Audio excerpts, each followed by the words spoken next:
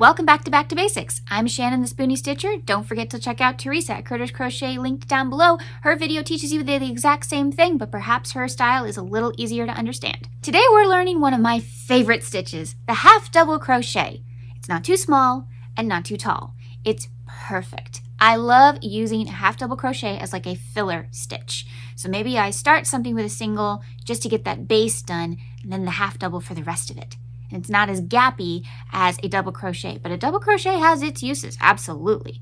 But a half double crochet is just enough, just a little bit taller than a single crochet, not as tall as a double crochet, and it's just that sweet spot. Personally, half double crochet is probably my favorite stitch, even though I make amigurumi a lot and you have to use single crochet in that. But half double crochet, blankets, garments, coasters, sweet spot. So let's go down to the table and learn the half double crochet. Hello, welcome back. Today we are going to learn the half double crochet, one of my absolute favorite stitches because it's a little bit taller than a single crochet, not as big as a double crochet, and it's a great what I call a filler stitch because it's kind of thick. I don't know. It's a great stitch. I like it, if you couldn't tell. Okay, so normally we would chain one and turn. However, a turning chain establishes the height of your stitch. So we're actually going to chain 2. 1, 2, and then we turn. Remember, our turning chain counts as nothing. It just helps us with the height of our stitch. I'm also going to pull down a little bit because I don't want it too tall. There we go. Now we're going to yarn over. We're going to yarn over first before we go in the stitch. Yarn over, and then go under the V, which by now we're just going to call our stitch. It's a stitch, okay? Yarn over again, pull through the V, 3 loops on your hook. 1, 2, and 3. 1 was the yarn over you did afterwards. 1 is the loop you normally have on your hook, and 1 is the loop you made before you went in to the stitch. Okay, so 3 loops. Yarn over one more time, and pull through all 3. That is a half double crochet. Isn't she pretty?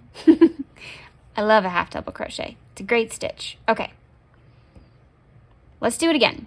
Yarn over, in the stitch, yarn over again, pull through the stitch, 3 loops on your hook, yarn over, pull through all 3. Okay? Yarn over, in the stitch, yarn over, through the stitch, 3 loops, yarn over, and go through all 3. Let's try a rhythm. Over, in, over, through. 3, over, pull through. Let's try it again. Over, in, over, through, 3, over, through. Over, in, over, through, 3, over, through. Just keep saying it to yourself. Over, in, over, through, 3, over, through. As you progress along, you will get faster. It will become natural. It will get easier and easier and easier. Like all things, crochet takes practice. I have been crocheting since I was 10, multiple decades. Will not tell you how many.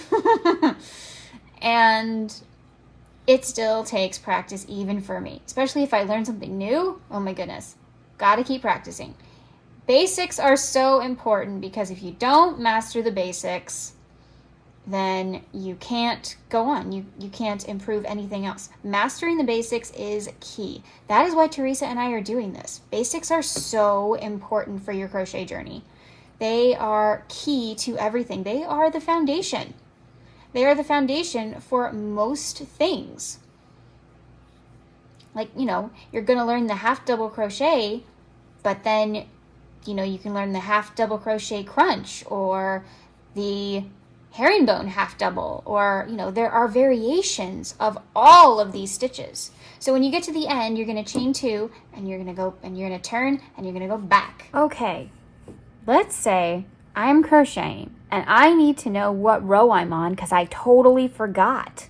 Well, I know I'm on the right side at least because here's my tail and my stitch marker that I use to mark which side is right and which side is wrong. This is the right side. I've got these single crochets, remember? So we've got square, pie, square. Okay, so that's 1, 2, 3. Uh-oh, new shape because of our half double crochet. This is a T. See? 1, 2, and then 2 bars across. This is a T. Okay, so here's our shape, and then if we go up again, we've got, a triangle. Here's a bar, here's a bar, here's a bar. So it's a bit of a lopsided triangle, but you can see it, right? 1, 2, 3. So we've got T's and triangles. Okay, so we know that we've got square, pi, square is 3.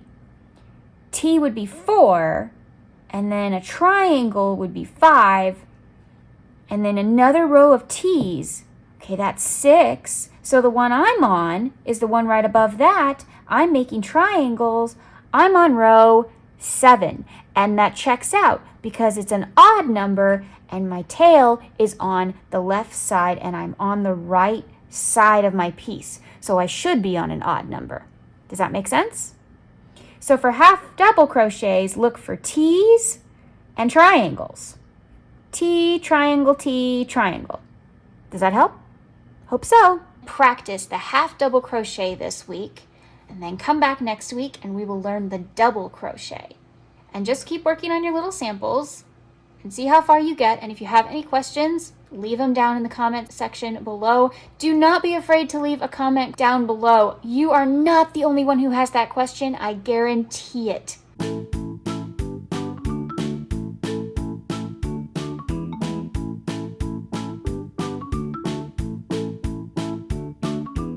Come back next Thursday and we'll learn something new together. Remember, life happens, yarn helps, and spoonies can stitch it up too. Bye!